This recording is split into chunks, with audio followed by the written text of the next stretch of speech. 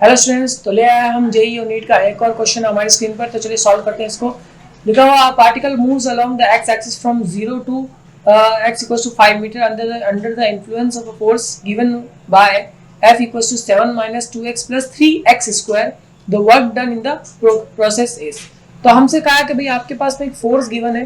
Force हमारे पास है 7 minus 2x plus 3x square. हमारे पास ये फोर्स दी हुई है। हमसे कहा गया कि भाई x बराबर 0 से x बराबर 5 के बीच में हमको क्या निकालना, वर्क डन निकालना है। तो चलिए निकाल देते हैं। तो सबसे पहले मैं बता देता हूँ, x बराबर 0 मान लेते हैं, ये इसका एक इनिशियल पॉइंट है x बराबर 0 पर, और ये x बराबर 5 इसका क्या है, फाइनल पॉइंट है। तो इसका डिस्प्लेसमेंट कितना हो जाएगा, इनिशियल माइनस फाइनल।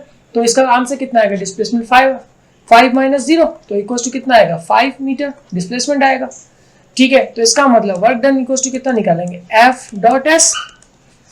तो मतलब अब हमारा जो डिस्प्लेसमेंट आया वो कितना है, 5 आया, और डिस्प्लेसमेंट 5 आया यानी कि x बराबर 5 पर हम निकालेंगे।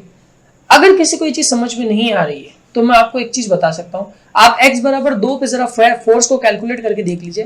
x बराबर 0 पर आप फोर्स को कैलकुलेट करोगे तो ये टर्म 0 हो जाएगी और ये टर्म x वाली टर्म तो 0 हो जाएगी। तो हमारे पास फोर्स बचा है कितना, 7 न्यूटन। तो 0 पर अगर हम F डॉट S, फोर्स तो 7 हो गई लेकिन 0 पर डिस्प्लेसमेंट कितना हुआ, 0 ही हुआ। तो वहां पर वर्क डन कितना होगा, 0। तो अब हम निकालते हैं x बराबर 5 पर।